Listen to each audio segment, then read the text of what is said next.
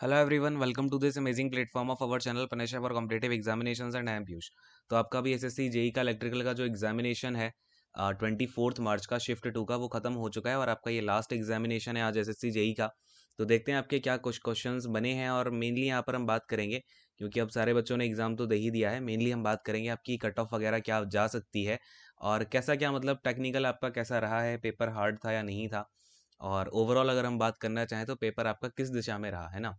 तो यहाँ पर हम टेक्निकल की बात करेंगे, इसके बाद में रीजनिंग की बात करेंगे और फिर हम यहाँ पर जीके का सेक्शन भी देखेंगे, जीके में आपका मेनली कहाँ से चीज़ें आ रही हैं। ठीक है, चलो सबसे पहले अगर मैं टेक्निकल की बात करूँ तो आपका टेक्निकल में अगर बात करें तो जो 3-4 क्वेश्चन ने यहाँ पर दिक्कत दी है बच्चों को, वो थोड़ी सी दी है एस्टिमेशन वाले यहाँ पर आपको चीज़ों ने। ठीक है, तो एस्टिमेशन एंड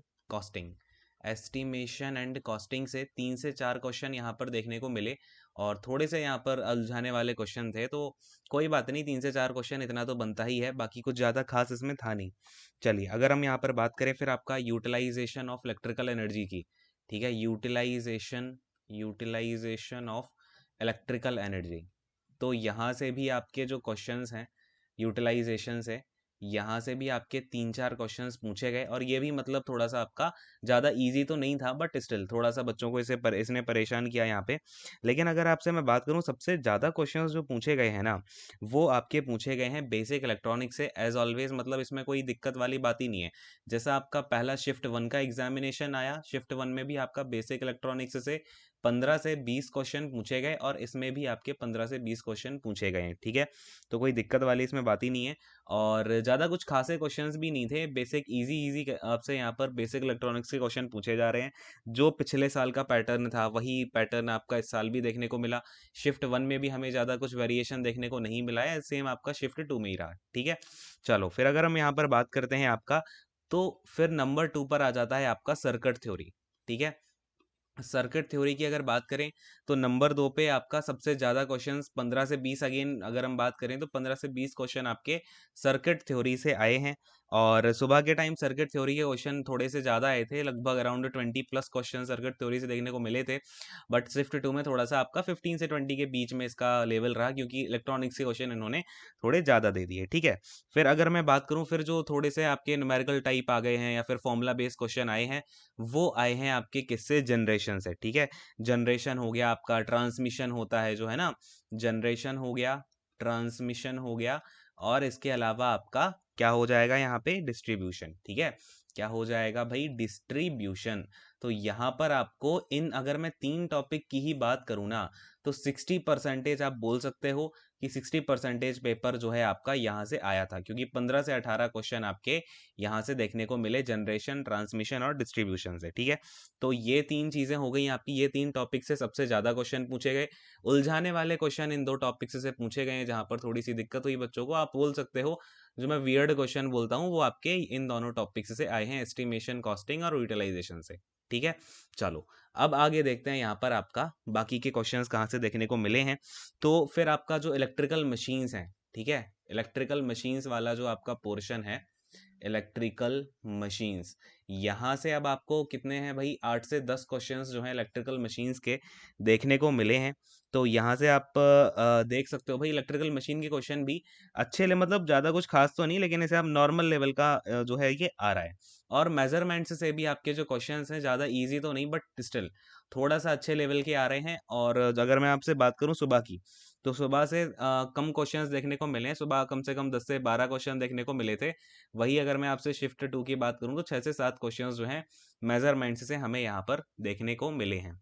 ठीक है, चलो फिर अगर मैं यहाँ पे आपसे बात करूँ मेजरमेंट्स की, और अगर मैं से मेजरमेंट्स को लेवल देना चाहें तो ये आपका मॉडरेट लेवल का ही आया है। इसमें कोई इजी वाला मतलब ऐसा नहीं था कि इजी आया हो, मेजरमेंट से आपका मानना पड़ेगा भाई, मॉडरेट लेवल के क्वेश्चंस जो है देखने को मिले हैं। बाकी इलेक्ट्रिकल मशीन से आपका इजी आए थे। ठीक है, इलेक्ट्रिकल मशीन के क्वेश्चन ज़्यादा कुछ टफ थे नहीं, और अब सारे बच्चे से करके आए होंगे ऐसा मैं मानता हूँ। बाकी आपके, अच्छा एक काम और करना, जिन लोगों ने अभी एग्जामिनेशन दिया है ना, अपने अपने आप अटेम्प्ट्स जरूर नीचे कमेंट करना। इससे क्या पता चलेगा कि आप लोगों के क्या अटेम्प्ट्स रहे हैं, उसके अकॉर्डिंग ही जो कट ऑफ होती है उसका एस्टिमेट करना ज़्यादा बेटर हो पाता है ना।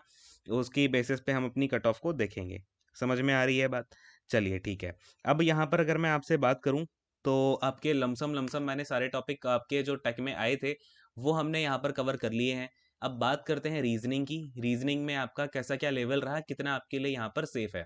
तो अगर आप रीजनिंग में 45 तक भी करके आए हो तब भी इट इज़ सेफ, क्योंकि रीजनिंग का लेवल अभी देखो, रीजनिंग का ना ऐसा है कि मैं आपका डे 1 से देख रहा हूँ, डे 1 से आपका रीजनिंग का लेवल सेम ही है।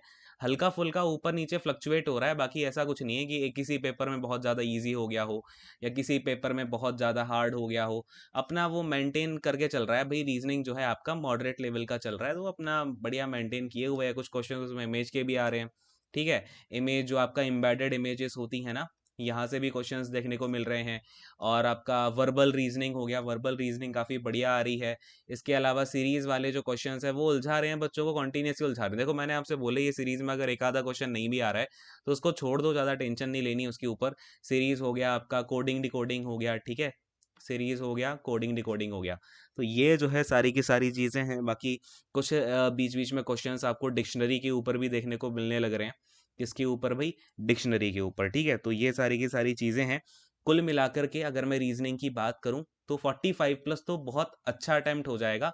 ये मैं बेस्ट की बात करता हूँ, कभी मैं जो बताता हूँ ना वो मैक्सिमम होता है, इससे ज़्यादा तो नहीं जाएगा, ठीक है। तो ये थोड़ा सा ध्यान रखा करो, जनरल वालों के लिए मैं मैक्सिमम बताता हूँ। बाकी फिर आप इससे नीचे तो वो -10 -5 होता ही रहेगा, ठीक है। चलो, अब देखो रीजनिंग में अगर मैं आपसे ओवरऑल बात करूं तो पेपर था आपका लेंदी, ठीक है। लेंदी था और इसे हम अपनी जो है मॉडरेट की कैटेगरी में रखेंगे।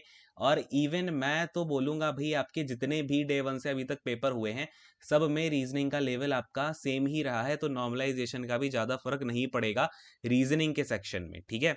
बात समझ में आ रही है सभी को? चलो, अब अगर मैं यहाँ पर आपसे बात करूं, लास्ट वाला जो सेक्शन अपना बचता है जनरल अवेयरनेस का, ठीक है। जनरल अवेयरनेस, तो जनरल अवेयरनेस में भी यार देखो ऐसा है कि ज़्यादा कुछ यहाँ पर वेरिएशन हमें देखने को मिला नहीं।